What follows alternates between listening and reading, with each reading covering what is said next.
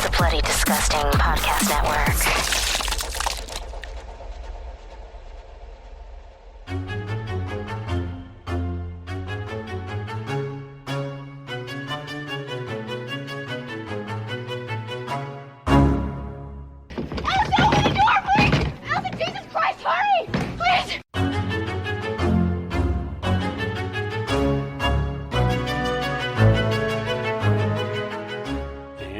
Welcome back to Horror Queers. We're talking stripper angels. We're talking getting raped by Goatman Satan. And we're talking musicals where Kristen Bell actually gets to sing. And I'm Joe. And I'm Trace. And we're talking Mari Joe, can you read this? I don't speak Mexican. I think what you're trying to pronounce is marijuana. We're talking Reefer Madness, y'all, and neither one of us is stoned, but I heavily debated it before we started this recording. Oh my god, are you not stoned? I took this film's advice to heart, so I did heroin because apparently it's better than marijuana. Would that it had been mere heroin.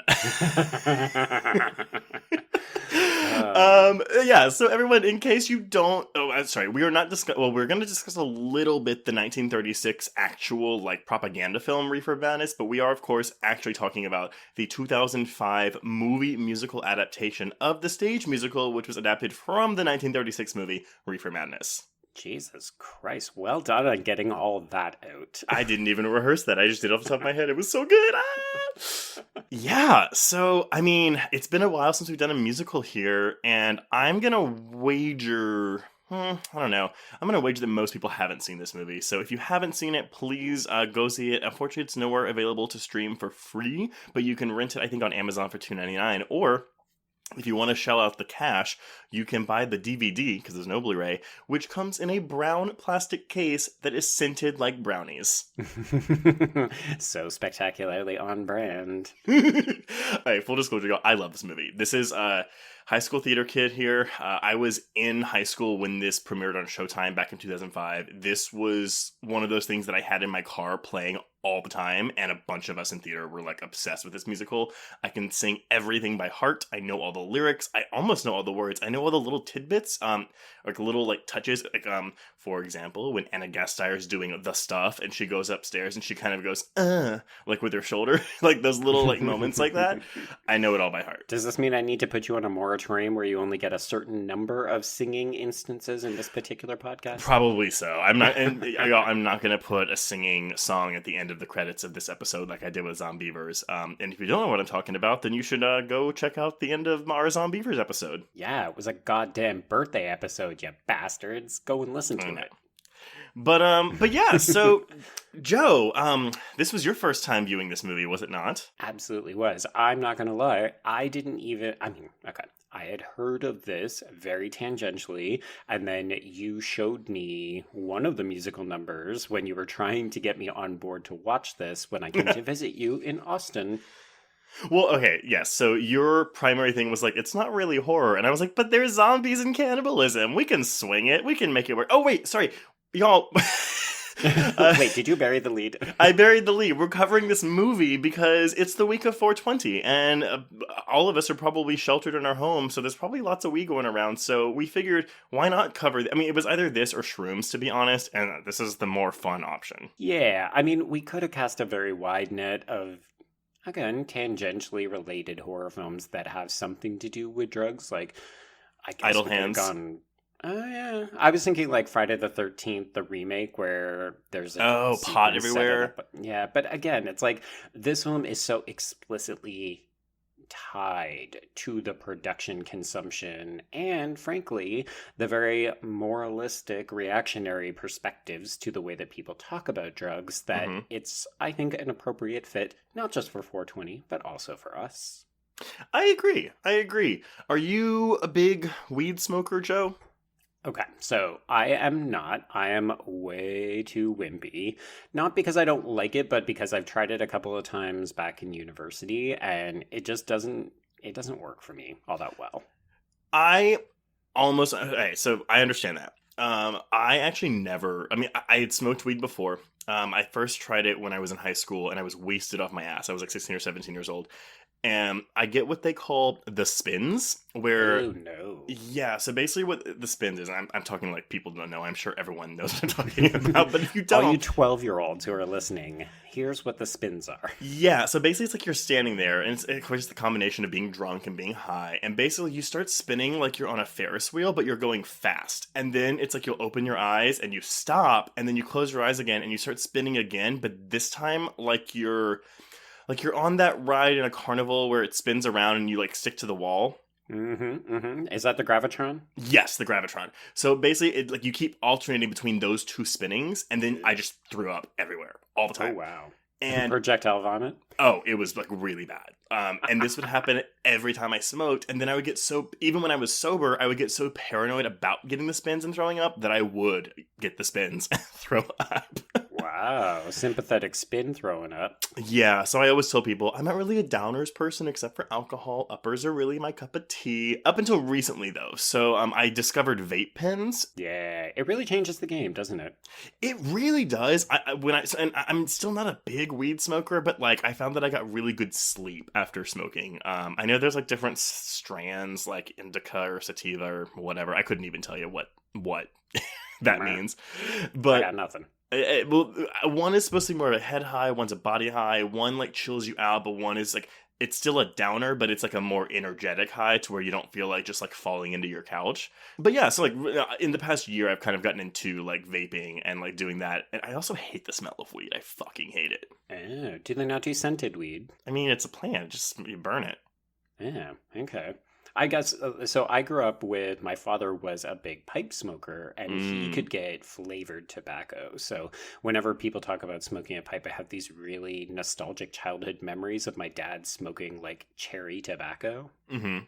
Yeah, so I wasn't sure. Like, this is how much of a novice do not really do pot. Like, my probably best experience with pot was when I went to Amsterdam and my husband and I got edible brownies. Ooh. Didn't have quite the reaction that Jimmy has in Reefer Madness, but basically we discovered that my reaction to pot, well, confirmed, is that I basically fall asleep and my husband got super annoying and like very like, hey, what's happening? Hey, what are you doing over there? Hey, are you asleep?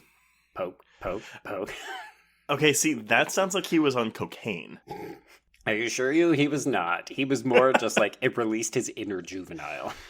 Well, I will say, I don't do edibles. The handful of times I've done them, and I've done edibles in the form of brownies, of banana bread, and something else, and I get sick every time. The banana bread I actually ate, because the problem with edibles is you never know how strong it's going to be, and it takes so long to hit you that... Oftentimes you're an idiot, and you have more than you should. Yeah, so I actually got really sick at a party once, and like got sick out the front and back end when I was drunk and on edibles, so that was really fun, so I don't do edibles. Right, yes. I mean, number 2, accidents will put an end to a lot of the fun. It was terrible. So, yes, that was a lot of personal information about our drug habits. We'll never get jobs. Off the top, yes. But, okay, so before we dive into the movie, I actually want to go into the original film, because we both double featured this, right? We did, yes. I will say that I watched the commentary on the musical, and the director's like, that is 68 minutes of your life you will never get back. It is 100% true, because that movie feels like it's about 2 weeks long. It's so funny, because it starts out honestly kind of like entertaining in a bad way, and then it just keeps going, and you're like, why is this still on? Oh, the minute that the, like, Mary Lane equivalent from the original gets killed, I was like, all right, let's wrap this up. Oh, nope. Fuck, why is there still half this movie left? At least the court scenes in the musical version are way more entertaining than the court scenes in the original film. Yes, although I will say that... sounds so terrible. My favorite part of the original Reefer Madness / what is it? Tell your children? Tell your children, and we'll get into that in a minute. Right. I do like the moment where the woman, after the court scene sentencing is passed down, she can't handle it, and she just throws herself out like a 5-story building. So that is Blanche, and she is the Sally, like, doppelganger basically in that movie, because in that movie she kills herself. In this one, in the musical, she gets eaten. Which is a trade up. maybe? Oh, Question 100%. No, my favorite part of the original is actually when they run over the pedestrian and the cutting, the editing is so weird on it. It's like it goes up to the guy and then it cuts and all of a sudden he's just like on the ground. It's really funny. So, okay, let's go into, everyone, in case you don't know, Reefer Madness, the original, is a 1936 film. It is a propaganda film made by a church group to scare people away from marijuana. Mm-hmm. With added scenes by a famous exploitation director to juice it up. Right, but those added scenes are like shots of women like pulling their garters up. Mm-hmm. So, I mean, which was salacious for back then. But before we even get into that, I want to talk about also, or just tell you, in case you don't know, because I actually got this off the featurette on the DVD that I have, about it wasn't because marijuana was getting people high or doing this stuff. That's not why people were, there was a movement against this. It was about fabric. Fabric? Yes. So, here we go. This is actually a lot more interesting than it sounds, I promise. No, you've got me intrigued because I have no idea how the connection could be made. Okay. So basically in the 30s, Mexican immigrants were bringing hemp into the country. Sorry. Hemp with a tongue pop into the country. In the 30s, Mexican immigrants were bringing hemp into the country, and American farmers were using it for clothing and for paper. But at the same time, powerful businessmen conspired to protect their turf. These men were William Randolph Hearst, who is a publisher, very, very well known. You all might be familiar with him from your history classes as, being a yellow journalist. There's a famous little movie made about him or like based on his life. It won a bunch of Oscars. Which one is that? Oh, sorry. And of course now I've completely forgotten it. It's like, it's the super famous one with Rosebud. Oh, Citizen Kane. Yeah, Citizen Kane is based on William Randolph Hearst. Gotcha. Well, yeah, so 1 out of every 4 Americans was reading a Hearst paper at the time. He was also the largest owner of timberland and user of newsprint in the country. So, production of hemp threatened his business. Then we have Lamont DuPont, who, the DuPonts were a very famous family. They were about to produce a new fabric called nylon. If hemp fabric became more popular, their profits on nylon would plummet. So, Andrew Mellon, who was Secretary of Treasury and the banker to both Hearst and DuPont, he appointed Harry J. Anslinger, who was his niece's husband, to be the Commissioner of Narcotics, the nation's first drug czar, essentially. Hearst and Anslinger waged a campaign to make hemp synonymous with marijuana, which was at the time legal, and people were buying it and using it, and therefore making marijuana synonymous with murder, minorities, and, you guessed it, madness. So the whole reason that people were going anti-marijuana is because of fucking Hearst papers doing their, turning people crazy because they didn't want nylon to get fucked. So what you're saying is that rich white men have been ruining the country all the way back to the 30s? Yep. And so the hemp industry was shut down by the marijuana, which again was spelled with an H, Tax Act of 1937. Wow. Huh. I know. So it's kind of gay when you think about it. It's all about fabric. Yeah, please note that I had to refrain from making multiple jokes that would have cut off your explanation because you were like talking about Timbaland and I wanted to talk about like Timbaland the rapper and then you were talking about nylon and I was like, wow, 80s fashion, but yeah. Sure. Nylon didn't really take off until the 80s. I mean, we all know that. Just think we could have been wearing weed fashion in the 80s. Oh my god. I mean, I think it came out later that hemp actually wasn't it wouldn't have been as structurally sound as whatever Hearst was using for paper, which I guess was trees, whatever. Yeah. But either way, it's still really funny to think about. So enter 1936, right before this Tax Act passes. So yes, as you said, this is a Louis J. Gasteyer. He directs this film called Reefer Madness, which is financed by a church group. Of course, yeah, it's called Tell Your Children. The film was purchased by producer Dwayne Esper, who recut the film for distribution on the exploitation circuit. It was rediscovered in the early 70s and gained new life as an unintentional satire among advocates of cannabis policy reform. Oh, also with the name, though, here's the funny thing. It was released in 4 territories, originally. So in the South, Reefer Madness was released under the name Tell Your Children. Mm-hmm. West of Denver, Colorado, it was Doped Youth. Okay. New England, it was Reefer Madness. And in Pennsylvania and West Virginia, it was The Burning Question. Ooh, no, that one is too vague. Doesn't work for me at all. The burning question is about gonorrhea, clearly. The burning genitalia. Does it hurt when you pee? The burning question. Always. Always. Oh, you should get that looked at. This milky discharge, I have 2 different colors. Oh my god. Did it go you too know far? what? You should try some Reefer. That might help. Honestly, it'll just put you to sleep and then you'll never think about it again. Your body's just going to decompose. Oh god, so grim. So, okay, enter the 90s. So we're flashing forward about 60 years. 1998, writing partners Kevin Murphy and Dan Studney are driving from Oakland to Los Angeles when they come up with the idea of turning Reefer Madness into a musical. By the time they reach LA, they'd already written the first song. That is some good work ethic. Like I don't understand that. You know, like not just this particular scenario. I don't understand music writing. I don't understand how people do it. Music and lyrics, it's so foreign to me because I don't have that kind of a brain. So Yeah. I don't understand how people do it. No, I mean, so you're going to hear me talk about Smash a little bit later on in this episode, Mhm. but whenever I watched that fucking train wreck, I was constantly just like, this show I think is making it look quite a bit easier because it just kind of looks like, oh yeah, we get into a room and we just sit down and immediately produce a Smash #1 hit. Oh, Thinking, yeah.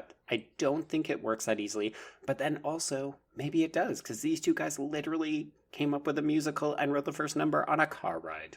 Well, that's the thing. And this musical was a hit. So basically, they finished the script. They approached director Andy Fickman, who at the time was known for mostly theater work. Since Mr. Fickman has gone on to direct such classic films as She's the Man, which is the only... It's actually pretty good. Yeah, it's not bad. You Again, which I like, but I know you don't. I It's fucking hate that movie. Ooh. it's not a good movie, but I really, really like it.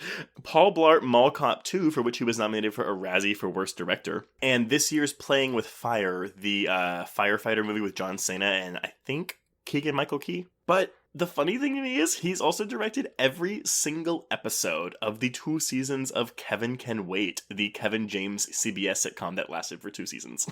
So, like, what kind of dirt must Kevin James have on you? I mean, they must have had a really good time making Paul Blart. Like, is that dead hooker in a trunk kind of blackmail? Because that is a big... Well, actually, I joke, but the money for directing, like, all of the episodes of a sitcom is probably pretty good. Like, it's a guaranteed income. And it's CBS, and so it's all those old rich white people. Oh my god, they're trying to get my hemp paper suppressed. They're forcing famed director Andy Fickman to direct all of Kevin Can Wait. they're giving Kevin James a platform for multiple years. Yeah. So this musical opens in a small Equity Waiver Theater in Los Angeles for what the producers thought might be a 2-week run. Instead, it played to packed houses for over a year and a half, captivating audiences and critics alike, winning 20 theater awards and breaking records. Wow. It took on like kind of a Rocky Horror life in which people kept coming back in costumes and Oh. shouting out lines. I mean, it was one of those productions. I mean, let's be honest. So, folks, if you have not actually watched the movie and you're just listening to us, you're probably thinking, this is all a little bit crazy. But honestly, the music and lyrics in this movie are very catchy and they're incredibly smart. Oh, 100%. It goes very hard. And so I think if you watch this, you're either going to really, really be into it or you're going to be annoyed the fuck by it. There are only 2 extremes. There's no middle ground. I mean, and there may very well be, but I mean, like, if you don't like musicals, I would still say give this a watch. It's, I don't know. I mean, I'm biased. You know, I love this movie. Right. So anyway, so then finally, like, it gets such a big reputation in LA, so they get to move to off-Broadway. Not to Broadway, but off-Broadway. It opens there on September 15th, 2001. That seems like a great time to open a propaganda musical. Yes, so listeners, in case you missed that, that is 4 days following 9/11.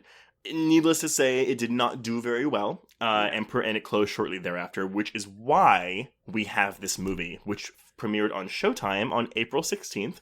Oh, almost 15 years to the day. because this is dropping on April 15th, 2005. And what's actually fun is too. So some members of the original LA production, including Kristen Campbell, brother of Neve, who plays Jimmy Harper, John Gasteyer, who is Ralph, and Robert Torti, who plays Jesus, they all originated their roles in the LA production. Mary Lane was not portrayed by Kristen Bell until it went off Broadway, but that is also why she's in this movie, because she was in the off-Broadway production. Right. And when they were looking to make a movie of it, they were like, let's trade up some of the star power in this by getting more well-known actors and actresses who can also sing, and enter Alan Cumming and Kristen Bell. Well, and Christian, I feel like I read somewhere that they were actually going to genders flip it and make Neve Campbell Jimmy, but make it a girl like Janet or something. Okay. But I think that she couldn't do it, and of course she was like, "Well, I don't. You know what? Don't take my word for it. I feel like I read that somewhere, but it's hearsay." Obviously, Neve Campbell's in the movie for one scene. Hot second. Yeah, it's like 1.5 scenes because there's a clip later in the car during the Mary Jane sequence. But yeah, so they get a bunch of people. This they give it a budget of $25 million, and what? I was like, "There's no way that's true," but it is. I mean, at least every source I found, not just Wikipedia, are telling me $25 million. And so I looked up comparable things, and basically, Little Shop of Horrors from the 80s that had a budget of $25 million. But then I'm like, okay, so maybe 25 million for a movie musical isn't that much, because if you look at the Hairspray movie from 2007, that was a budget of $75 million. Oh my god. I know. I mean, granted, that movie made its money back too, because that movie actually did very well, but I'm just thinking, in terms of comparable, Little Shop of Horrors has all of the puppet work that they would have had to independently commission, and there were various sizes. I have no idea why the budget for Hairspray would be so fucking big, unless you're talking about really substantial paychecks for people like John Travolta. It has to be the cast. That's crazy to me. The only unknown in Hairspray is Nikki Blonsky. I mean, you've got fucking Michelle Pfeiffer, Amanda Bynes, John Travolta, Christopher Walken, Queen Latifah. That movie's star-studded. And granted, I bet you a good chunk of the budget for this, well, actually no, because Steven Weber, I think the biggest name in this movie is probably Neve Campbell and Steven Weber, maybe Anna Gasteyer, who was big on SNL at the time, but... Yeah, I think she's a bigger star now than she would have been in 2005. Well, yeah, because... but this is after Mean Girls, too. I forget, because Mean Girls was 2004. Right. But still, it's not, star power, you know? No. And they obviously cast people who could actually deliver on these roles. It's not like they cherry-picked an actor who is terrible so that they would have the name brand recognition. I think what shocks me the most about the budget, though, is that it was a Showtime movie. Yeah, it didn't go theatrical. It aired on fucking Showtime. I do wonder, though, because, okay, so it premiered at Sundance, actually, in January of 2005. And it didn't win any awards, but it was there. It also screened in competition at the 2005 Deauville, that's Deauville Film Festival. And it won the Premier Audience Award there. And then just opens on Showtime April 16th, 2005. I can't imagine this was ever meant to go to theaters, right? I mean, the production is such that I could imagine it going to theaters, but when you say it aired on Showtime, I'm also not surprised. It also, it is officially rated by the MPAA. It has an R rating. So, I mean, I don't know if Showtime had already secured distribution rights, or if it was already... No, actually, sorry. It was always a Showtime project, because a lot of the interior sets were L-word sets. Well, yeah, because this was shot in Vancouver. Mm-hmm. Yeah. So, the reception at the time was fairly positive. I remember the only reason I heard about it was because I read about it in Entertainment Weekly, where they gave it an A-. But we're looking at a 71% on Rotten Tomatoes based on 7 reviews, a Letterboxd score of 7 out of 10. And yeah, I mean, for the most part, people enjoy this movie. I mean, I can understand why. I don't think I have anything else on backstory. So, do we want to just dive in? Yeah, I think so. Let's go. Okay, so feel free to correct me if I get anything wrong, because I know that this is more your area. We'll cover Don't Look Now one day. Folks, if you don't get that reference, go back and listen to the Patreon episode of our... What is it, our flawless 5-star horror films? Look, basically, I just mean that this is a me movie that I had to fight tooth and nail to get this included in our fucking programming. So Joe can do something else that I don't want to do. And I'm still waiting for that opportunity because on this schedule, there's no fucking me choices. I know. Hey, you know what though? I lost a really good one for next month because of coronavirus, and we have to delay it. So this is true. I'm really upset about that because I was really excited about making you watch that particular movie. You know what? It will be on the schedule one day. Everything will come back around. Folks, we will get through this. One day! One day more. Yeah. Okay. In Black and White, 1936, a collection of parents meet at Benjamin Harrison High School for a presentation by a guest lecturer, played by Alan Cumming. Who owns this movie? He's all over this movie. He is so good, though. I mean, I've never seen him on stage. I've never seen him perform, but I know he's like a big musical theater nut. And also his accent is flawless because I think he's Scottish, maybe? But yeah, so, sorry. I think he's fantastic, and his opening number is so good. Yeah, I mean, I don't think it hurts that, like, he did a lot of the roles for, like, the MC in Cabaret. Right, oh yeah, I think he won a Tony for playing the MC. Is that the character's name? Yeah, I think it's just called MC. Okay. But yeah, I mean, he's good at being the person who kind of ushers you into things and offers you exposition in a really easy, accessible way. And this also mirrors the bracketing device of the original film, in which it's a man just telling people, whereas in this one, he's showing the parents a film. He's showing them Reefer Madness in the film. I love it. I do think there are a few too many cutbacks, like cutaways back to this room, and it like disturbs the flow of the film, but it's fine. I agree with that statement to the effect that I cut out a lot of mentions of them. So if there's jokes that happen in what I'm calling the present day Black and White, feel free to interject if you remember them, because most of the time I just negate them. Fun fact. Oh, really? I'm surprised that the Asian joke isn't probably. Oh, maybe it is on your list. I don't know. It is in there somewhere. But the woman who does the Mari Ju, she is the woman who gets decapitated by the elevator in Final Destination 2. Oh, right. Yeah. Canadian actress Linda Boyd. Mm-hmm. Oh, yeah. I mean, this movie is packed with Canadians, all the way down to the chorus girls who are secretly Canadian strippers. I mean, honestly, we might as well just call it Canadian horror queers, because I feel like every movie we cover has so many Canadian connections to it. This is true. And it's basically my secret tentacles are all about trying to educate you, but also to take over the listenership and be like, hey, Canada exists, and also everything you like is secretly ours. Don't be talking about your tentacle. I'll always talk about my tentacle. Actually, one thing before we get too deep into this, again, if folks have not checked this out before listening and they maybe plan to, you should know that this is one of those movies that is patently offensive to everyone. So if you're going to put on like your PC police and try to watch this, you are not going to have a very good time. There are lots of racist jokes in this movie. There's a gay joke. There's a couple really of gay jokes. It's But the movie itself is also very gay, and obviously, I hope if you watch this, you don't think that the movie is actually supporting any of the views posited by any characters in this film, because it's 100% not. No, and I mean that's where most of the comedy lies, right? Is that it's so outrageous and it's presenting it as a moralistic argument, like we need to be afraid of cannabis, and it's basically saying everything else is way more fucked up than a kid's doing a little bit of drugs. Oh, just wait till we get to the section on jazz music hypnotizing white women, because it's so good.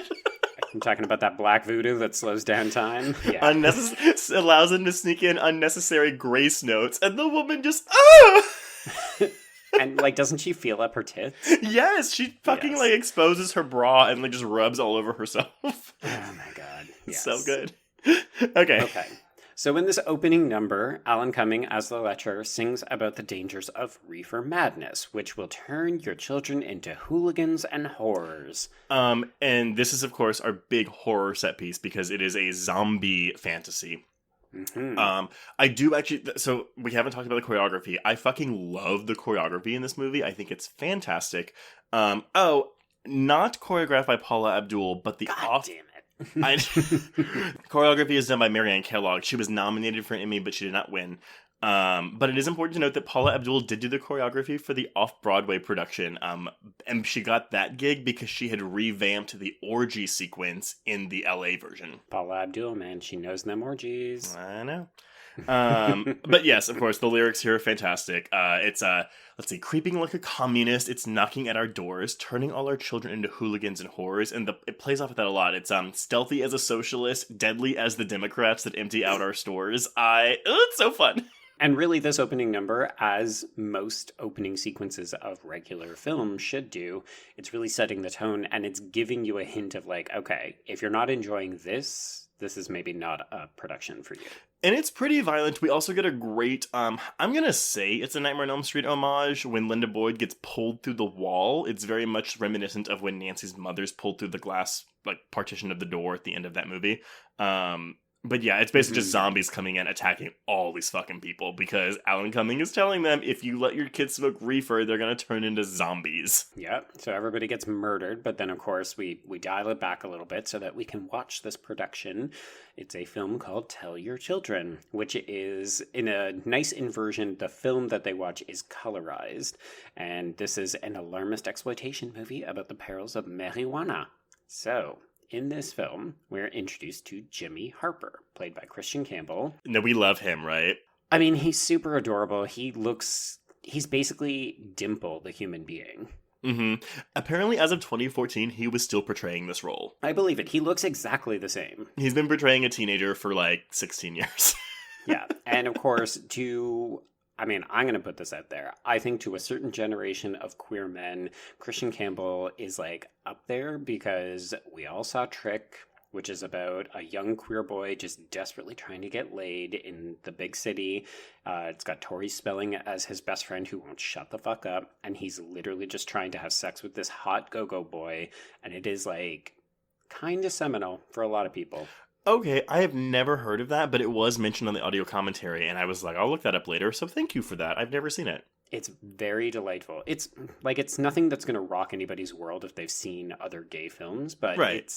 It's one of the better ones, I would say, because it's actually just kind of sweet and romantic and cute. Gotcha. And I was trying to do that like Alexis from Schitt's Creek. You're not really nailing the inflection, but you're close. If you could have seen my lips and mannerisms, though. Oh, I bet. You're like, hey, well, shit, I can't show you. No, I know. God, fuck this podcast. I just, because it's like the T-Rex hands a little bit, where she's like, okay. Mm-hmm. Yeah, and a certain amount of duck lip and head tilts, yes. Yes, exactly. This is why we're pivoting to videos. And squinty eyes. Yes. Yes. Okay, so we're introduced to Jimmy, and we're also introduced to Mary Lane, who's played by Kristen Bell, and this is like peak Veronica Mars for her, so this would have been during the second season of Veronica Mars, and this is the only reason that I know this movie exists, is because the advertising very much centered on the dominatrix number that she's in. Right. So I was very much like, oh my god, Veronica Mars doing something like this, it's so salacious, I have to know. And she is bubbly Mary Lane, and she's perfection. I mean, they're both very quintessentially. It's kind of funny that the film is meant to mock a 1936 film when really the way that the production unfolds is far more 1950s suburbia kind of thing. Mm-hmm. Yeah. I also want to point out... Oh, sorry, go on. No, I was saying, even like the 5 and 9 number screams 1950s. Mm-hmm. Mm-hmm. It's very like Riverdale. Yes, but better. Only good, yeah. Yeah. I also should point out that this is Kristen Bell reuniting with Alan Cumming after Burlesque, baby. Well, before Burlesque, but before yes. Burlesque. I'm just saying, that was the reference off the top that I made, because you and I have a disagreement about the quality of Burlesque. I fucking love it. There was a table at my wedding dedicated to Burlesque. That's how important the film is to me. Wait. What made the table dedicated to, like, what was this? You know how people get designated, like, go sit at table A or whatever? So there was a table for showgirls in Burlesque. Yeah, but like what made it that? Like, okay, you said, hey, cool, you're going to the burlesque table. What made it the burlesque table? That was just the name of the table so that people could orient themselves. Okay. See, okay. What I did at my wedding was we had table numbers, but we had a quote from all of Andrew and I's favorite movies on the table card. Okay. Yeah, we just eschewed flowers and instead had film reels. Oh, I like that. That's really cute. Oh my god, we should have a wedding episode one day where we just talk about our weddings and no one will listen to it. Exactly. But all this to say, so I fucking love Burlesque, but I hate the fact that in a musical that Kristen Bell co-stars in, she doesn't get to fucking sing, and it drives me insane every time I watch it. Well, hey, I'll move past this fast. My problem with Burlesque is it has too much shit going on that crowds the good stuff, like Kristen Bell as a fucking villain who gets to do nothing in this movie. Nope. Like, and comes the to romance with Cam. Yeah, the romance with Cam Gang, that is stupid. Everything, Eric Dane can be removed from that movie and it would be fine. Like, I have something. You know what? Maybe that's a Patreon episode one day. Maybe, yes, because it's a horror it'll movie. just be me screaming, air rights, air rights, air rights! People, you know you want it. Support us on Patreon. Mm-hmm. Anyway, so Jimmy and Mary Lane are a pair of courting teenagers, and they liken themselves to Romeo and Juliet. Don't you love how They can't say Romeo and Juliet. They have to say Romeo and Juliet. It was so good of you to teach me Romeo and Juliet, Jimmy. And they're such geniuses that they think that it's a romance because they haven't read the ending. So they hope to end up like Romeo and Juliet. But we should start at the prologue. I was drinking. Everything, Kristen. Again, you're right. Both of them are great. They're both at the really good kooky stuff, and so that way, when they actually do both get to go nuts on Reefer, it makes it even more, all the more entertaining. And again, you're watching this in 2005. You really only know Kristen Bell either from Veronica Mars or from her brief appearance in Pootie Tang. Ugh. Must we? Maybe. I'm just gonna move past that like somebody dodging a bullet.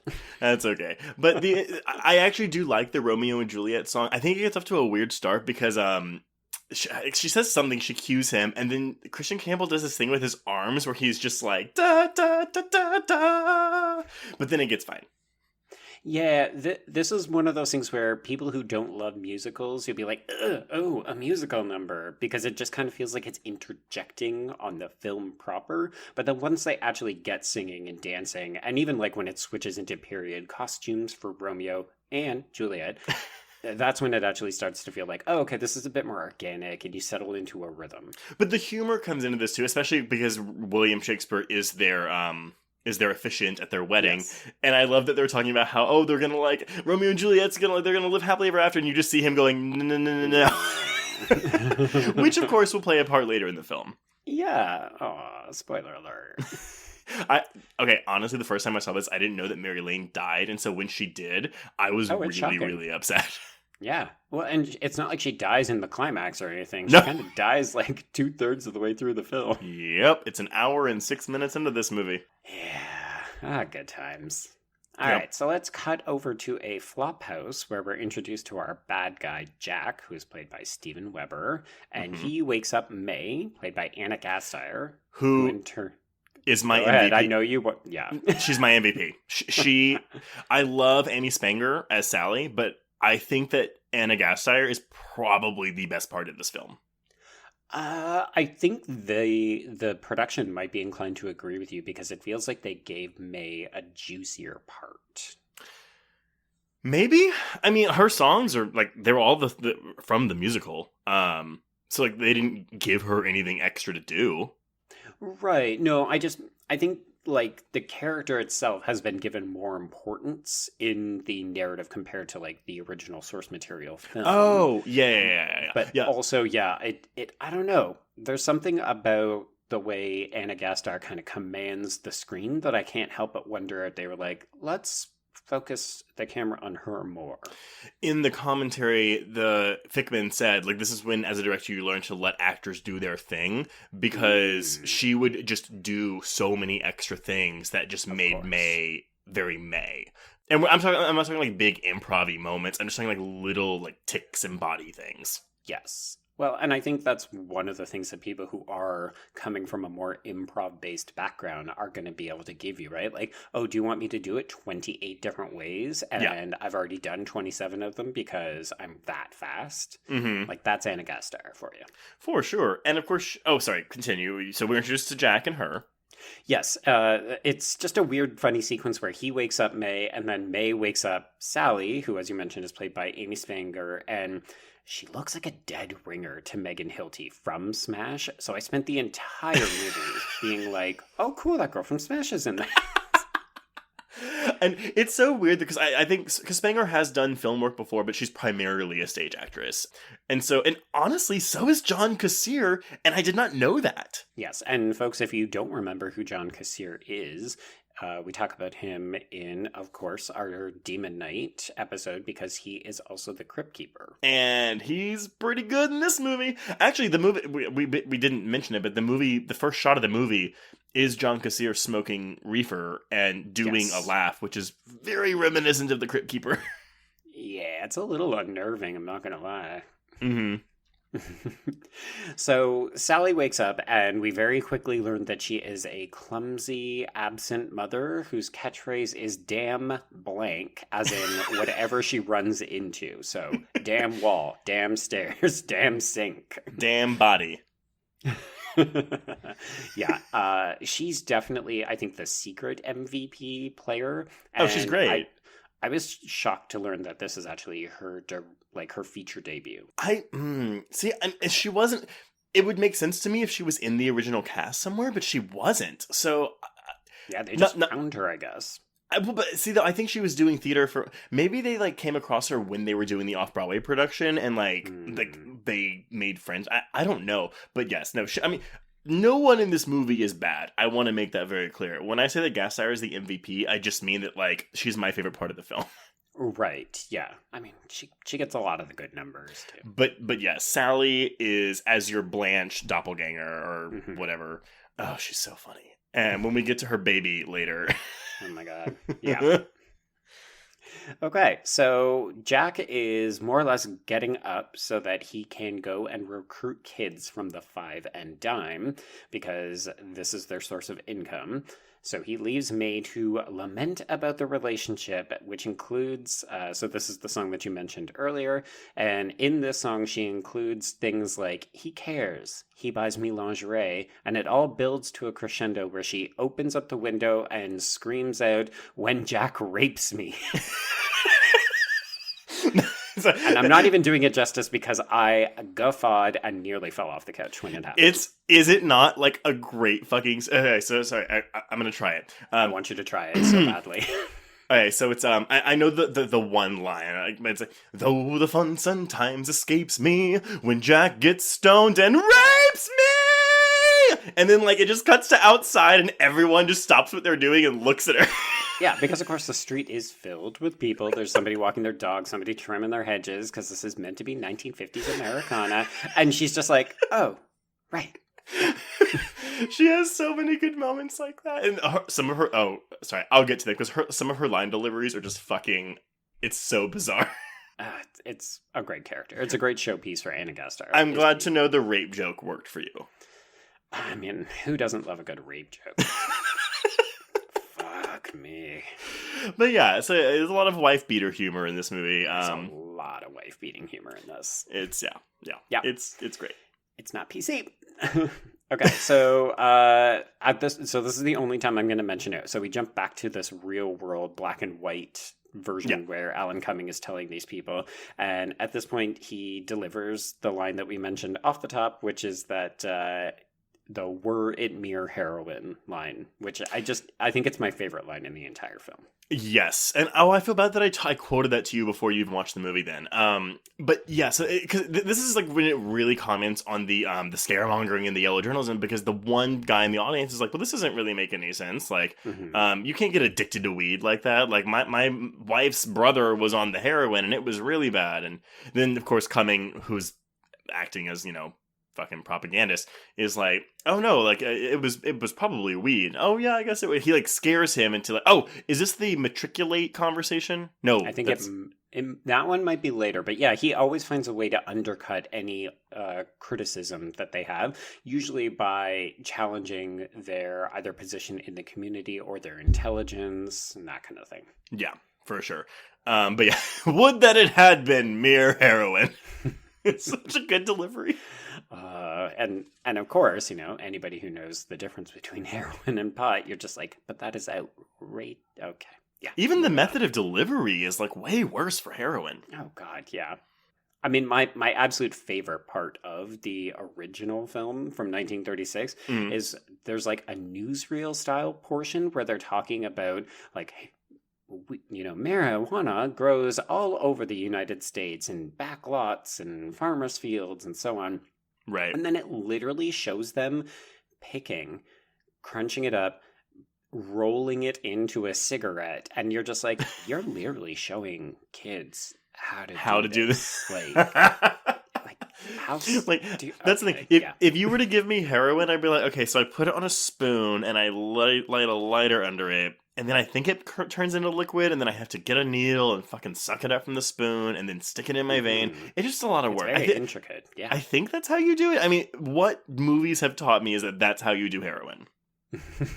Yeah, we've basically seen Train Spotting, and now we know how to do heroin. But all we had to do was watch Reefer Madness from 1936, and we can basically start our own grow up. There you go. So let's cut to the Five and Dime, where it is revealed that President Roosevelt is coming. So there's going to be a dance contest, and once again, this is very Grease-like. You mean the labor-appeasing Supreme Court packing Bolshevik? That's the one. Yes, the very one. I love this sequence. It really serves. I was gonna say it serves no purpose. It's to get Jack and Jimmy together. I love the Neve Campbell cameo.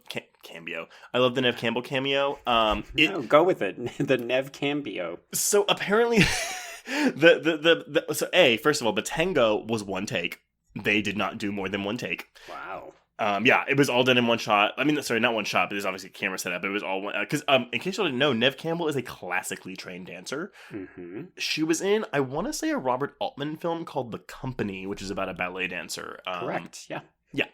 But yeah, so apparently though, because I always wonder, when they're filming musicals, how, like, if they're really singing or if they're mouthing it and they ADR over it later. Right. I guess there is some form of music because in the commentary they mentioned that when Mary Lane has to go over to Jimmy and talk about like the plan about the 4-H club and Roosevelt coming into town. She actually has a earpiece in her ear keeping tempo, like doing the bum bum bum like a metronome, so she can keep in tune while she's speaking. God, I can't even speak in sentences on this podcast, and the idea of somebody having an earpiece so that they can keep tempo while delivering their lines of dialogue. I think that's why. And I get people that don't like musicals. I understand it. And this will be my one soapbox moment. But if you don't like musicals and it's because you're like, well, why are they singing everything? If the Buffy musical has taught you anything, it's just that people are singing their inner thoughts. So when you're watching a musical, pretend like they're not singing and just listen to what they're singing and pretend like they're saying it and it's dialogue and you're done. Right. Yeah.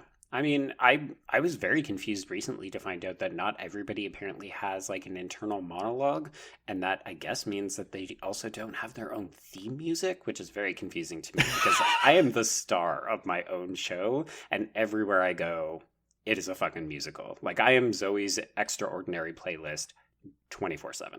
Okay, so basically this whole sequence, the point of it, it's quite a lengthy sequence. It's a nice show-stopping dance moment, which is nice in your musical. But the whole purpose, as you suggested, is to get Jack and Jimmy together. So Jack recruits Jimmy to say, hey, do you want to come with me? And Jimmy's like, no, I got to learn how to dance. And then Jack does this tango number, which proves to Jimmy, oh, okay, I should go with this guy so that I can impress Mary Lane. Don't you love this tango, though? I do love the tango. I love it also when musicals have, like, they use lighting to change the mood as well. So, like, there's the whole group of them doing the big dance, and it's impressive, and it's, it's full of energy and je ne sais quoi. And then all of a sudden it's like the lighting shifts like they're actually in a separate musical, and then we get this sultry red light tango. Yeah. And then when he puts her on the bar and then she slides and they kiss, and it's this one shot where he kisses her, he comes up, he straightens his tie, and then the lighting switches again, and we're back into the world of the movie. That to me is kind of synonymous with the way that musical as fantasy, like that's very much the musical is actually in these characters' heads. Like that number didn't actually happen, but it's what they were all thinking, and it gets represented to us as the audience. Well, and I think too, and maybe you have a different opinion on this because I know you weren't as high on this film as I was, as I am. But no, because a common critique of like movie adaptations of musicals or plays is that it feels too stagey. It feels like they didn't expand it enough, you know? I think that applies more so to plays than it does to musicals. I think so, yeah. But this movie to me does feel like a stage musical just filmed. Oh yeah, like I could imagine this airing on Fox, like here's our soundstage and we're going to run the camera from this part to this part, and like, okay, we need to get from the Five and Dime back over to Mary Lane's house, and it's... But yeah, to me, that's not, with this particular film, not, like, it's not a con for me. I don't think it's an issue. No, well, because of how over the top the whole thing is, I think it actually works to its advantage.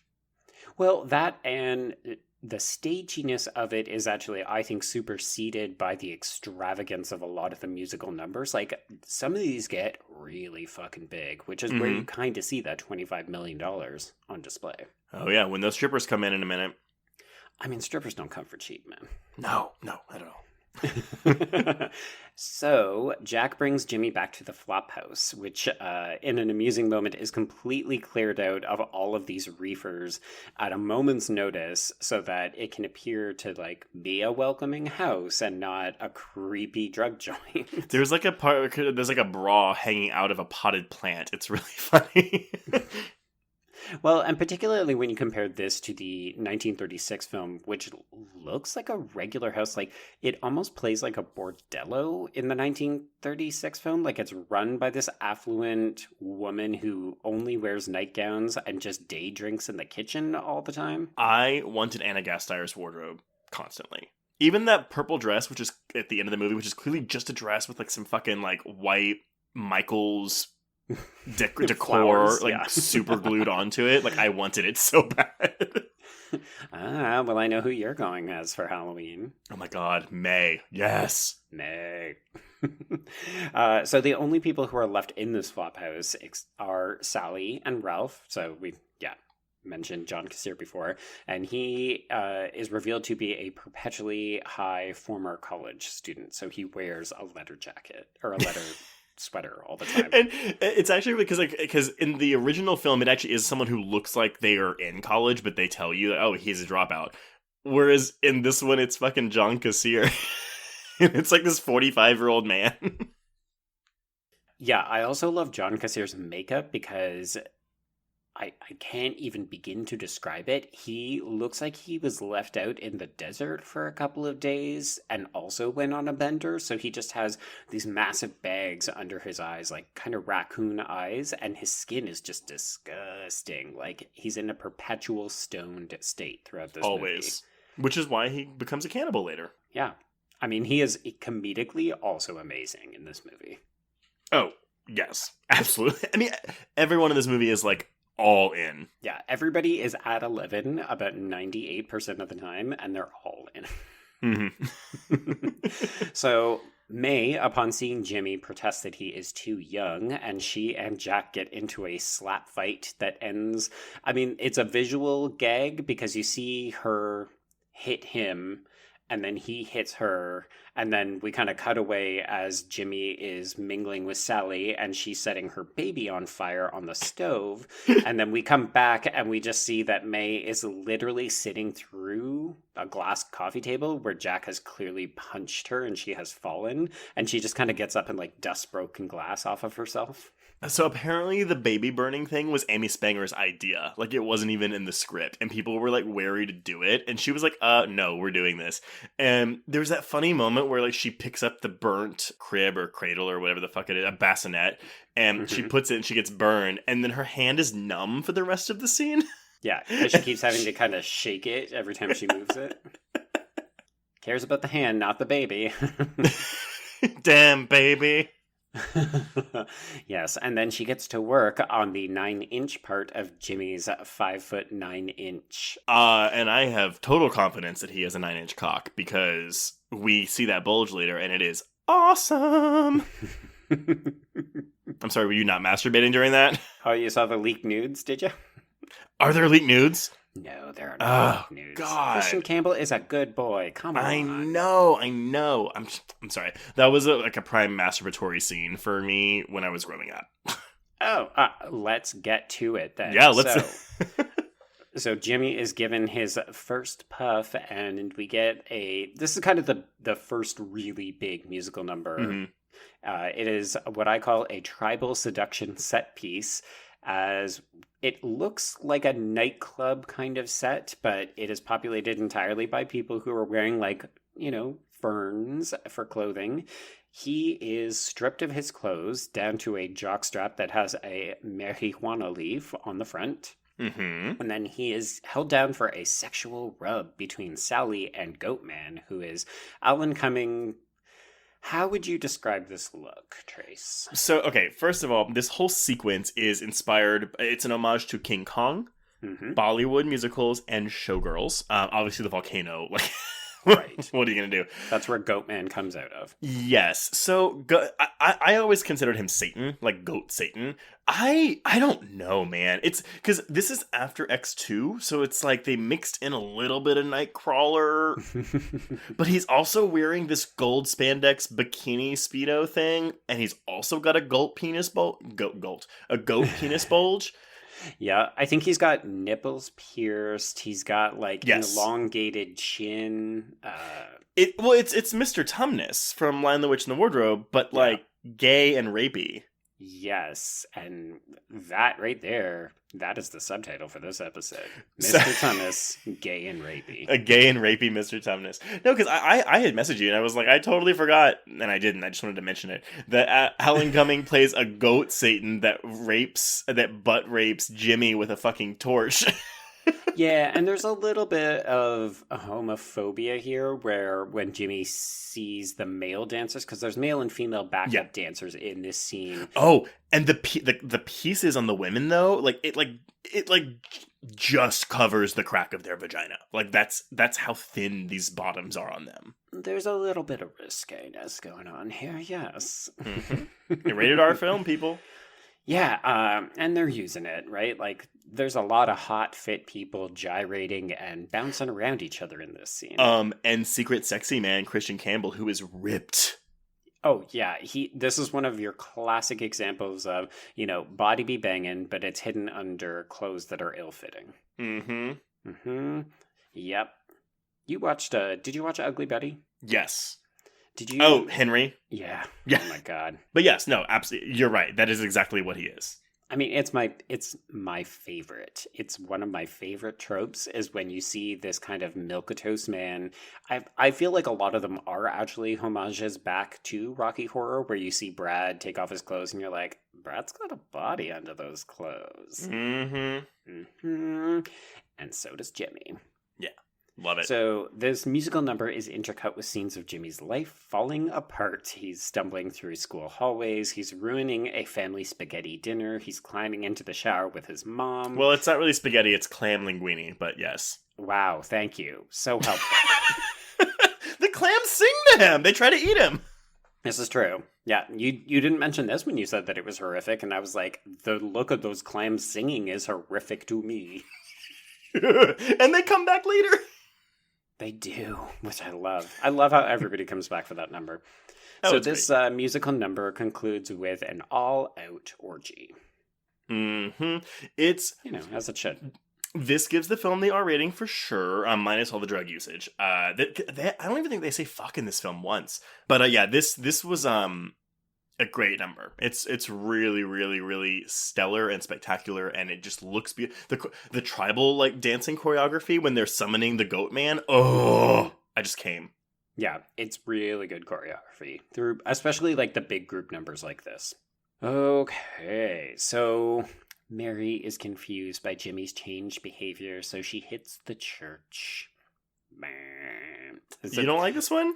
I don't mind it, but it feels so low energy after what we just saw that you're kind of like, oh, okay, I guess it's the film coming down a little bit. You know what? No, I'll accept that, because this actually used to be one of my least favorite songs, just because I was like, oh, it's so fucking boring. But she's so endearing in it, and again, we get that fucking great line of how the wafers won't transubstantiate. And that's of course, like one of your classic, oh, if you were paying attention to the lyrics, you would get that joke, and if you were just kind of tuning out, you may have missed it. yeah, but I mean, it's also the first time. I mean, we get to hear Kristen Bell sing in Romeo and Juliet, but this is her one and only solo number of the film, and yeah, it's good. It puts her soprano to use. I would say it's because she goes pretty high when she goes pew. I mean, you're asking the wrong person, man. Well, alto's lower, soprano's higher, but I think that she actually is an alto. But I think in You this think she song, hits a soprano note? I think yes, I think so. Okay. Also, I hate the word pew. Like, I hate it. Pew, pew, pew. Don't be bringing in Star Wars to this fucking stoner party. Hello, did you not see Fanboy? She was in that. She was motherfucking Dude, Princess I didn't Leia. see that, but I've always wanted to. But it's like not great, right? It's mildly amusing if you know your Star Wars bullshit. Okay, that's all I need. No, because that was also around this time, so it's one of those ones I would have watched anything with Kristen Bell.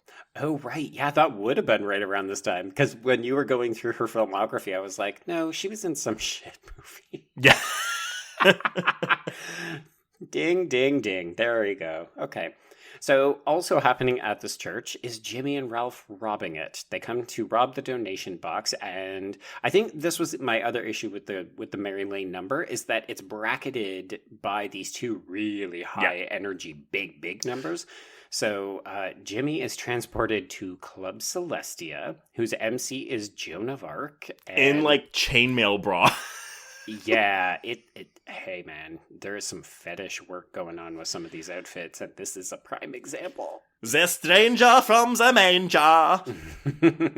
And this is Spanger again, right? No, it's someone else. Oh, is it? Oh, okay. Different actress. Because there's so many roles in this movie that are multiple, like, actors playing multiple roles. The only time, so Spanger, Gasteyer, and Weber, they only play dual roles in the finale. Okay, yeah, that makes sense. Okay, so we've got sexy Joan of Arc. She's the MC, and she introduces the musical star, who is, of course, Sexy Jesus, played by Robert Torti. And he delivers a chest-bearing rendition of Listen to Jesus, Jimmy, with a troupe of sexy Vancouver stripper angels. So, which I think were the same. Oh. They should be the same, yeah. It's same as the orgy, but one of the angels, and I don't know if you're going to get this reference, but it is actually, one of the angels is played by Alex Johnson, who is Canadian and known for being on Instant Star, this TV show that was also the So Weird after Fee left, but she's also the girl that gets hit in the head with the nail gun in Final Destination 3. Wow. My God, there's so much Final Destination all over this, because Final Destination is also so Canadian. It really... I just rewatched 3 for the first time in like years, and I was like, whew, Canada. Yeah. Remember that time I convinced you that Mary Elizabeth Winstead was a Canadian and you totally bought it? You were wrong. No, you didn't fucking know that. Oh, I was bluffing my way through it, and you were like, oh my God, is she? Is she? And then you had to look it up, and then you were like, no, she's not. So, okay, this number is something else. It's so amazing, though, right? Like, it is so blasphemous. It is, well, actually, not really, because it's Jesus being, like, the voice of good. I wouldn't say, I think the blasphemous part is the way that everyone is clothed, because it, again, looks very showgirlsy-ian. Mm-hmm. But no, the lyrics themselves are quite. It's the same set as the orgy. Yeah, you can tell. Yeah. Is it $25 million? Y'all couldn't afford a second set? Not when you gotta redo it in gold and white. There are a couple in this, though, like the lyrics. Again, a lot of good rhyming. I love the, don't let Reefer kick your keister. I'm the poster boy for Easter. Ugh. Such a groaner. No. Listen to Jesus, Jimmy. All the cherubs say you gotta. Listen to Jesus, Jimmy. Trust the man with the stigmata. Okay, that's a little blasphemous. I do like the part where he climbs through everybody's, like, It's that classic poster look where you're only seeing people from the waist down and they've got their legs spread and then the person's like crawling through them like military style. Yeah. And you also have, it's all women angels and then the 2 male angels.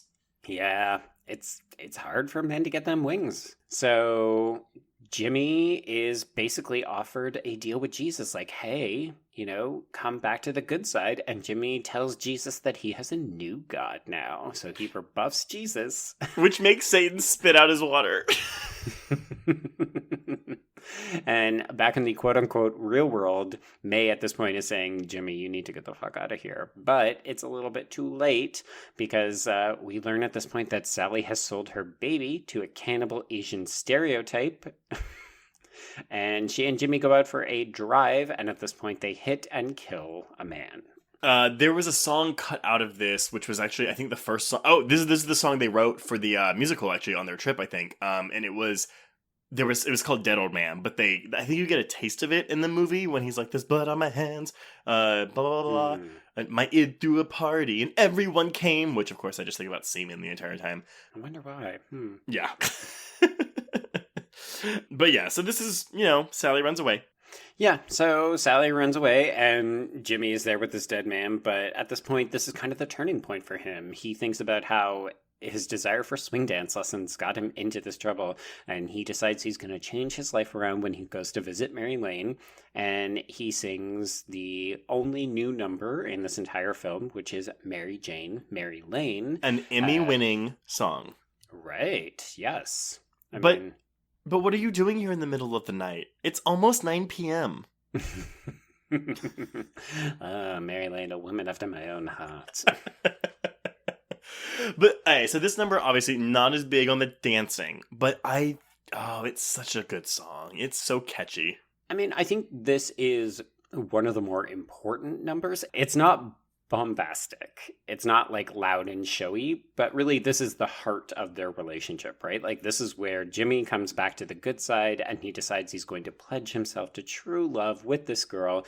They decide that they're going to run away together because they're going to be good together. And honestly, in another movie, this could be the end of it, right? Like he has learned his lesson, he's back on the side of good, and true love wins out. But alas, this is not the end. Right. Well, no, this is your end of first act big musical number. Like that. Mm-hmm. That's what this is. And I don't know if you're the same way, but like for me, because the second act is always less. It's always worse. It's always worse because typically it's when it gets more emotional. Like the first act is your fun, frilly, like all the fun stuff. The second act may have a couple, but like other than the finale, it's when things get serious and they're trying to solve the problems. Oh, interesting. I always think of the second act as let's not tax our singers and actors as much because they're getting into like the 1 hour mark, the 2 hour mark.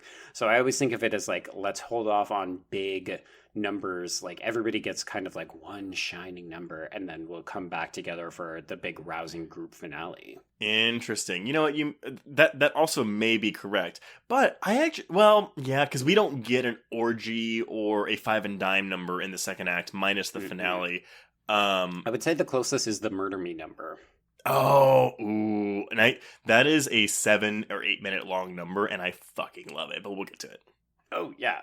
To me, I think that's actually also the catchiest of all the numbers. Mm-hmm. And it's super intense, too. I love it. Yeah. Okay. So, ending be damned. Unfortunately, this is when Jack shows back up, and he decides that he's going to lure Jimmy back to the flop house, but Jimmy refuses his reefer, so Jack has to bring out the pot brownie. And this is where we get a brief Disney-esque animated sequence wherein a brownie is personified uncomfortably as an African-American woman. Oh. The number is fun, but it's super racist. So I've never even thought about it as race, but that totally makes sense. Because the macaroon is... Dude, come on. Well, because the macaroon is a sexy Mae West white woman with tits. This is the one song that I don't like. Oh, really? Okay. I really don't like this number. I don't like this sequence. I don't love the animation. I hate that we have a naked brownie boob thing. I hate that he's fucking the brownie. Yeah, well, that's part of the reason why I find it so uncomfortable. Yeah, I do. I mean, I love the chorus of Jack and Sally and May going, eat the brownie, eat the brownie. That's cool. But yeah, something about this doesn't work for me. I do love that before we go to the cartoon, the brownie is covered in green. Like, it looks like it's just a cube of dirt covered in moss. Yeah, like, hey, just in case you couldn't figure it out, this is not just a brownie. It might as well just be marijuana in a square. And it hits him really fast, and as we discussed at the beginning of the episode, it takes longer to hit you when you eat it. Wait, Trace, are you suggesting that this movie is not representative of the truth? It is not realistic. I am shocked, sir. Also, I would like to highlight the fact that I said representative. So you are stoned. You know what? We can just wait. Look, Yeah, go get your weed. edit out around the stoned periods. Go get the weed that I know you have somewhere in your apartment, and I'll go do mine, and we'll just re-record this episode and see which one's better. Oh my god. I'm so happy that we've never had to re-record an episode. I mean, these jokes are bad enough the first time. Can you imagine trying to replicate them a second time? No. Anyway, okay, so we get the stupid cartoon out of the way. Right. So Jimmy is firmly back under the influence. He's taken back to the house, and at this point, Jack takes Jimmy's ring off of him as payment. But Mary Lane has followed Jimmy back to the house, and she tries to sneak in, but she unfortunately falls immediately under Ralph's spell because he appeals to her desire to date a fraternity boy and wear Parisian clothes. It's all the rage with the college girls in Paris. Paris? And then she she fluffs her hair as if it does anything. This is like quintessential Kristen Bell right here. Oh, 100%. It's so good. And then, of course, she pivots on a motherfucking dime. So the way that people smoke in this film is also very hilarious. So she has two hands smoking. They're taking massive puffs. They do not hold the smoke in their mouths for any period of time. They just immediately exhale it. Her eyes are rolling like in opposite directions. It's really bizarre. It's a great physical performance considering it's a small scale kind of joke. Right. And at this point, we get the revelation that the weed unleashes her inner dominatrix. And this fucking number... Oh, well, actually, no, it's a good reversal, though, because in the original film, Ralph tries to rape Mary when he gives her weed, and then, she gets shot. In this one, she rapes him. Yeah. Yeah, he is trying to avoid her immediately when he realizes what he's gotten himself into, and she is smacking him around. She is ripping away the chaps to reveal his ass. I'll tie you up with phone cord. We'll play with the whips and nipple clips and candle wax. And then she rapes him with a ball. Oh, and there's all those strippers in the background, and they're like butts out, just like dancing on the chains. There's a lot of nudity again. Let's just say that this is, of course, one of those moments that Brian turns around from his computer and just goes, "What are you watching again?" Okay, but he could have... Okay, this seems like it'd be right at Brian's alley. Of not knowing Brian whatsoever, it seems like one of the few films we cover that he would moderately enjoy. Oh, yeah. He thought it was hysterical because, of course, I had just watched the original, which he was like, this is the stupidest thing I've ever seen. And I was like, well, wait until we get to the Kristen Bell stuff. So yeah, then she brands him, and then he literally has a line where he's like, "Help! This crazy tomato's raping me!" And then she brands his ass with M and S, which, of course, wait, Mary Sunshine, M-S. No, not a reason for that. I mean, Mary Sunshine could be a reference to Chicago. Oh, maybe. That's maybe a stretch as well. I don't know. But, okay, so what... And this was in all the trailers for this movie, but so basically the song ends, and she throws him on the ground and straddles him, and then starts humping him in reverse cowgirl position. Yep. And she's like, and then he struggles, and she goes, "Shut up, bitch," and elbows him in the face. And then keeps humping him. Oh, so good. Down and up and down again. I mean, I get that it's not as effective probably if you don't love Kristen Bell as much as I do, but it's so fucking funny. The physical comedy here is on point. Well, and you have to envision, like, again, if you have not seen the film, you have to imagine her looking like motherfucking American apple pie. Her hair is blonde as fuck in ringlets. Yep. And, like, I think two ponytail kind of on the side bits. It's just it's almost like a Shirley she Temple looks like or like a like Baby Jane. Mm-hmm. Yeah. Yeah, so imagine that perverted by Reefer. Yeah. Oh yeah, and of course this is the matriculate cut back to the black and white, and he's like, one puff and the girl goes crazy. Oh wait. Did we also forget that Sally gave up her baby, or is that later? No, we talked about it. It's right before they hit the pedestrian. Oh shit. Okay, sorry, my bad. Oh, P.S. though, the actor playing the Chinese man who was gonna eat the baby couldn't get his lines right, so he was ADR'd by John Kassir. Ew, that's even more uncomfortable. Right?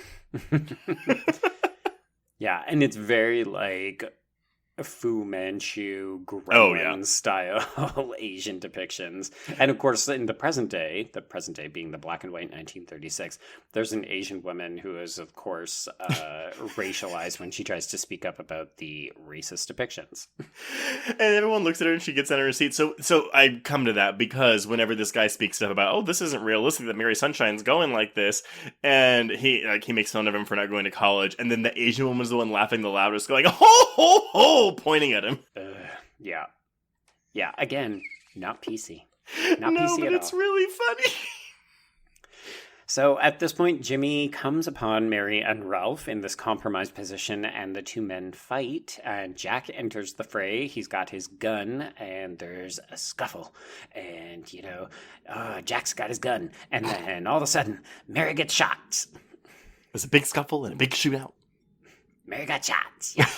Now, I will confess, the first time I saw this, I was not expecting that, and I was very upset when she dies. I mean, I can totally see it, because you're thinking, well, that's our female lead. You're not just going to kill her off. And you just gave her this fucking awesome number, and then, oops, she's not in the movie anymore. Yep. So she's not quite dead yet. She's dying. Right. So Jack sends Ralph and Sally away, and they proceed to frame Jimmy. So Jimmy ends up getting the gun back. He ends up getting his ring from Jack. He puts it on Mary as she lays dying, and they have a reprise of their Romeo and Juliet love song. And there's a great moment when she's like, did you get to read the ending? Was it perfect? And he looks at May and Jack, and they're like, Yeah, and my limited musical theater background allowed me to get the cue that this reprise sounds a little bit like A Little Fall of Rain from Les Mis. I've never seen Les Mis, so I will take your word on that. Well, look at me, one-upping you. Fuck you. It just looks so boring. Oh, no, it's really good. Okay. I was raised on it and Phantom, so...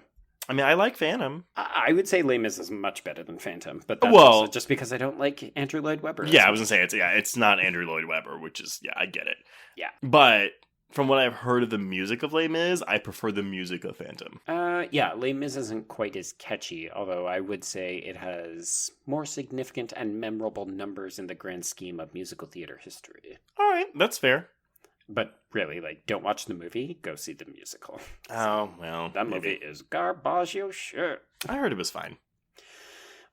I mean, your designation of fine does not speak volumes. That's true.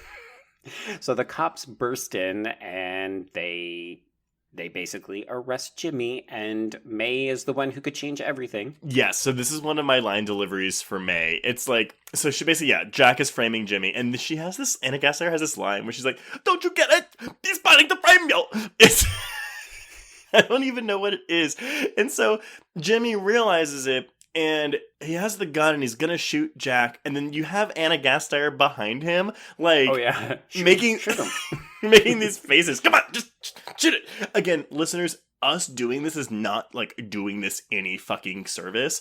Watch the movie, because the physical comedy here is insanely good. Good old Anna Gasteyer. So Jimmy is arrested because May refuses to speak out against Jack because she is too in love with him still. It's really just battered wife syndrome. I wouldn't say she's in love with him. Because it starts off as because he threatens her by breaking a joint in half behind the cop, and she can't handle losing the weed. Right, because you will do anything for the reefer. It makes you mad. Turns you into a hooligan and or a whore. Yes. So Jimmy is immediately sent to jail on death row. It's like, do not pass go, do not collect $200, just go immediately to death row. And we get a drop the soap gag. Yeah.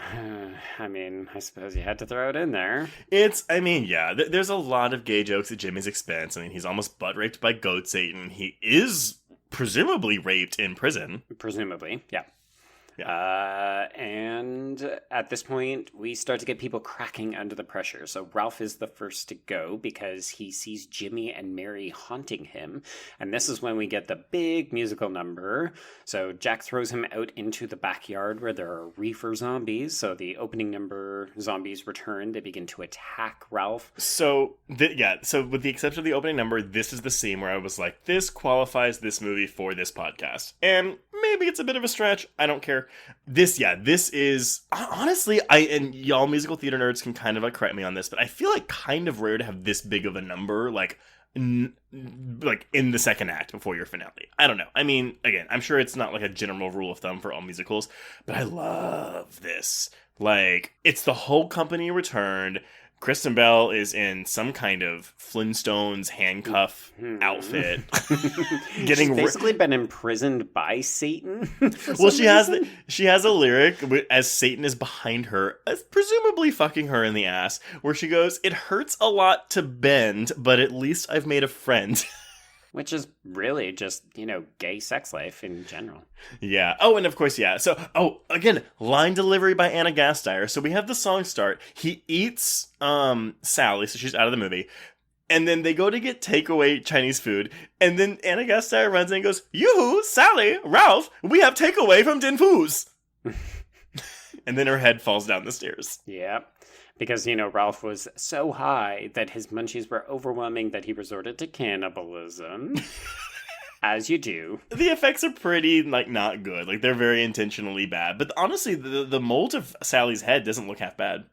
No, I think the head looks fine. It's when Jack picks up her arm later and you're like, oh, wow, that is some Party City prop action right there. But they get really demented because Ralph not only makes out with the head, but then when Jack calls him out for being on a brand new Persian rug, he rubs the head's neck wound all over the rug.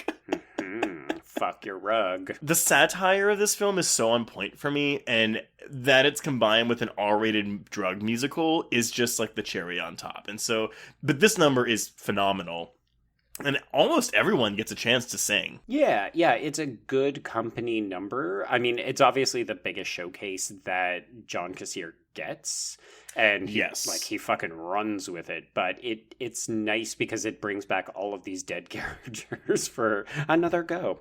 You also, I mean, you might not have noticed this, but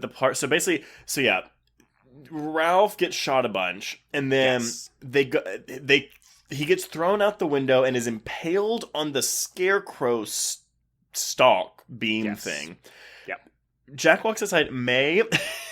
She, steps through the broken glass very elegantly, pushing her tits out. And there's a part where she sees all the zombies are coming in. And Kristen Bell is handcuffed, and she's doing this crazy shit with her tongue. It is the most crazy eyes face as she's almost licking her eyes with her tongue. It is nuts. Okay. So what you're saying is Dax Shepard is a lucky man. Yeah, his butthole is probably very well attended to. Oh my god, that is America's Sweetheart you were talking about. I don't know, man. I listen to Dax Shepard's podcast, and I listen to her on it too, and I bet you they have some great sex. Oh, I bet you they are fucking filthy. All the time.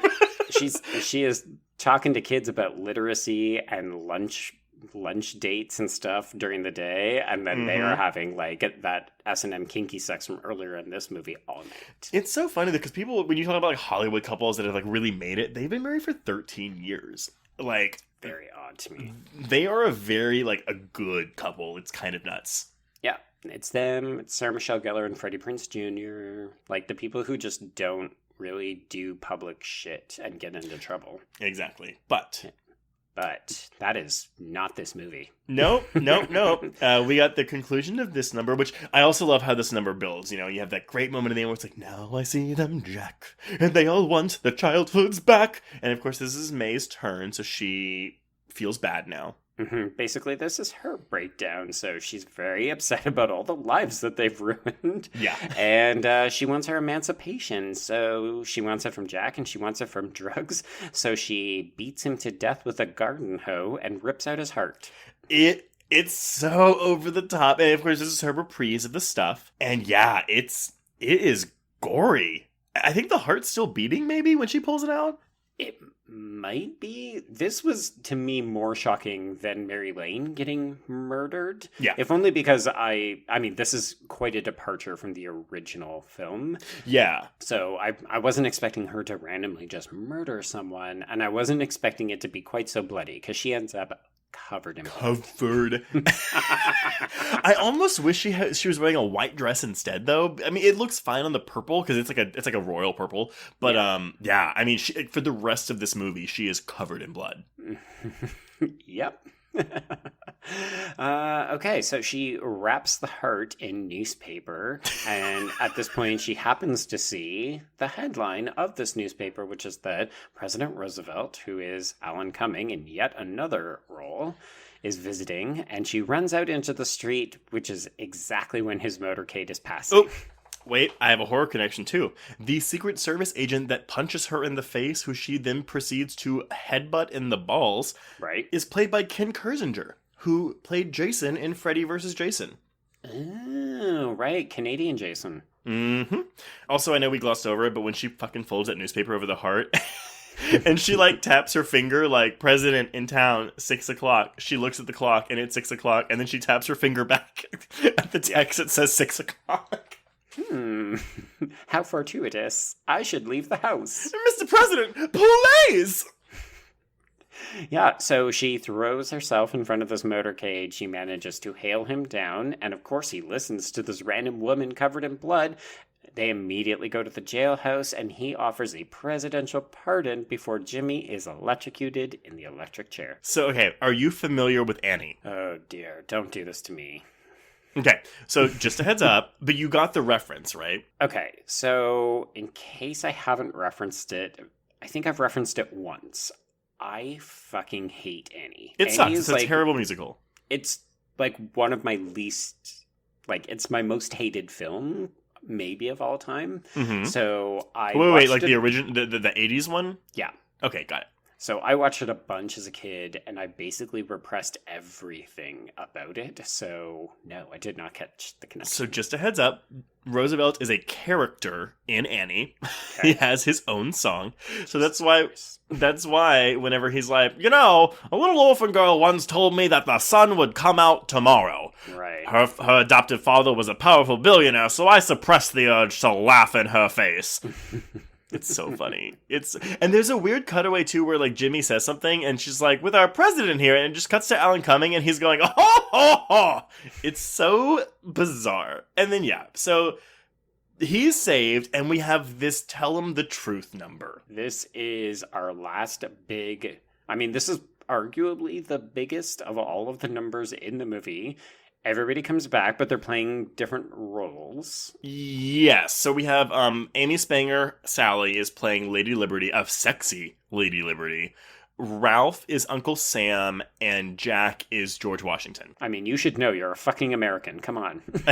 The way it goes into the song, though, because so it's Anna Gasteyer, and she's going, the tragic victim of drug abuse. It just like it's so funny. My favorite part was how Kristen Campbell wants to join in on the number, but he's still in trapped the in the chair, and he can't move his arms or his head until someone releases him. How about when they start doing a dance with Roosevelt in the wheelchair and they call him lame? Dear. Again, reminding me a little bit of Rocky Horror, where you've got the professor doing like high kicks in the final scene. Yeah. Yeah, so basically we've got this giant musical number. Everything is good. The day has been saved. Never mind all of the multiple dead people. But this jailhouse mob, they walk back to the flop house where Jimmy hacks down the pot plants and then he lights them on fire, which at this point prompts the devil to disappear into ash. Like, did he kill Satan? Yep. And it sends Mary Lane to Club Celestia as an angel. There's a part too where she's like, he's like, please wait for me, Julia. And she's like, okay.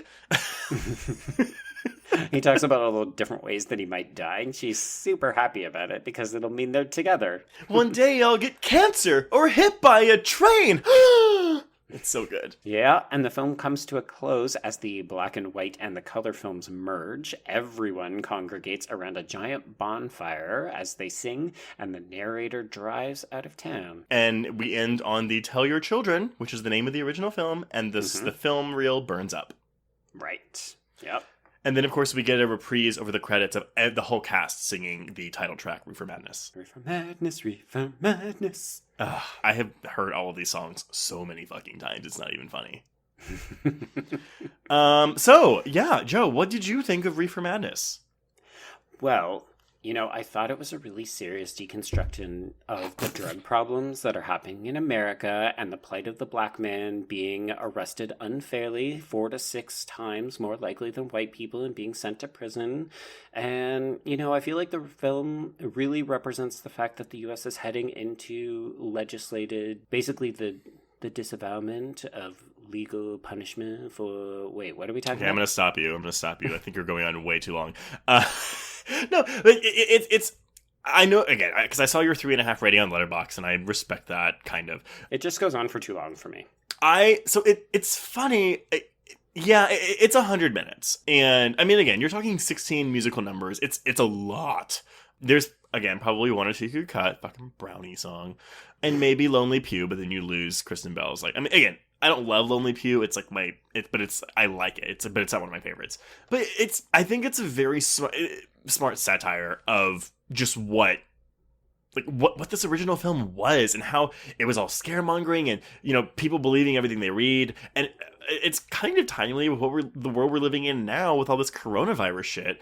I mean, imagine if this was happening in the 30s, you know? Yeah, I mean, I'll admit, when you mention, like, oh, imagine if this was like the coronavirus, I don't quite see the connection. Like, I understand the idea of, like, you're living under a government who literally cannot get their story straight for more than a day at a time. Mm-hmm. You've got, you know, senators saying, oh, I didn't know that you could pass it if you were asymptomatic. And everybody's like, how come we've known that for 2 weeks and you haven't, you motherfucker?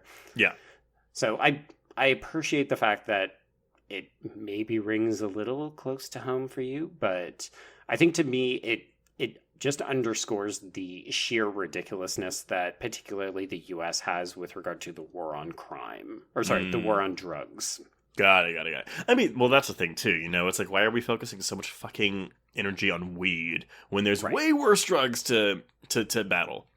Yeah, and like the statistic that I said when I was rambling and joking about just how the war on drugs, and particularly with regard to marijuana, is like, it's so insane. Like, there are people who are literally serving life sentences for dealing pot in the U.S., despite the fact that they're also living in states where it has been legalized and, like, their sentences have not been reneged. They have not been set free. They are still serving life sentences. And guess what? Most of them are black.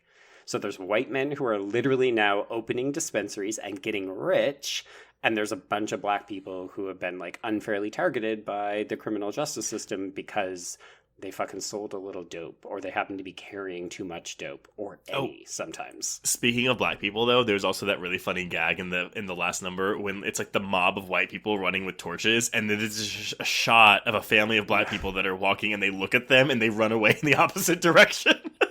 Yeah, because they know what's up. Oh, it's a mob of angry white people. Black people be getting the fuck out of town. I mean, again, ultimately, this is a fluff film. I know it's not fucking serious, but it's just really fun. I just thought for 420, and all the listeners, if you haven't fucking watched it, just go ahead and watch it. But it's a real fun little off week for us. I mean, we always aspire to seek out interesting films, but also films that maybe you haven't seen that you might enjoy. We know based on the downloads that a lot of the time these films don't get us a lot of new listeners, but if you have not checked out Reefer Madness, the movie musical, it is worth your time. Particularly if you are a musical theater person, this film is like the cat's meow. And if you're not a musical theater person, I would still argue that it's probably one of the easier watches compared to something like The Sound of Music, you know? Well, at least this one you're going to get a lot of jokes. So it's a lot of physical pratfalls. It's a lot of witty banter. So even though it's really over the top and a little bit stagey, there's stuff here for people who don't like musicals too. Yeah, and I mean, even the songs are fun at least. And again, I love Sound of Music, but I'm not going to tell someone who doesn't like musicals, oh, you should watch The Sound of Music. Right. Whereas I would tell anyone to watch this movie. That maybe also says something about you. Probably so. Cool. Any final thoughts?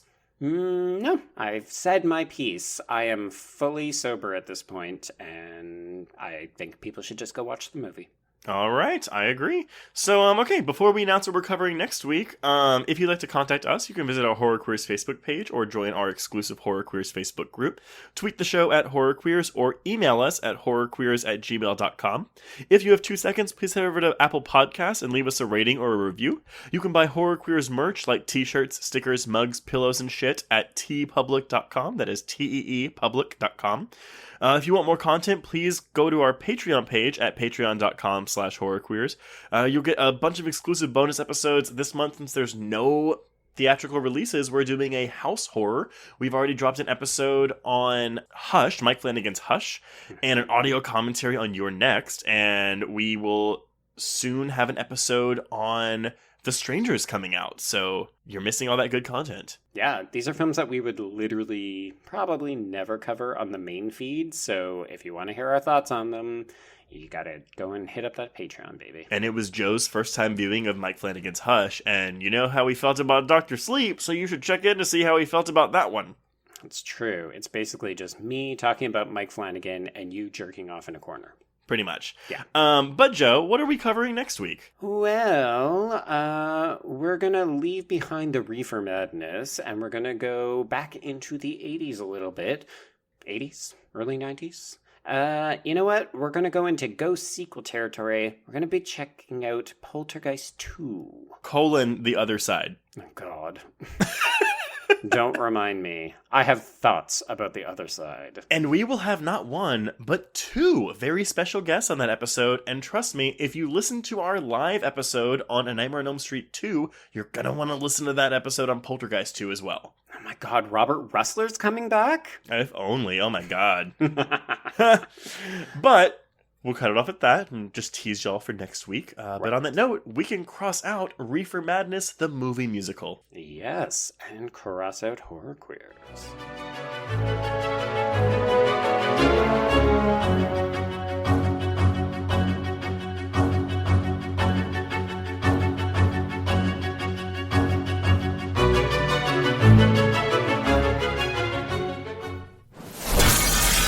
Disgusting Podcast Network, home of creepy, disturbing, and terrifying creepypastas, SCP archives, weekly full cast storytelling, horror queers, genre commentary from an LGBTQ perspective, and the Boo Crew. For horror-centric interviews, listen free wherever you stream audio and at bloodydisgusting.com/podcasts. It was late in the afternoon when the professor and I took our way towards the east, whence I knew Jonathan was coming. Jonathan Harker has asked me to note this, as he says he is hardly equal to the task, and he wants an exact record kept. Dear Madam Mina, I have read your husband's so wonderful diary. Strange and terrible as it is true. I will pledge my life on it. God preserve my sanity, for to this I am reduced. Safety and the assurance of safety are things of the past. I am in hopes that I shall see more of you at Castle Dracula.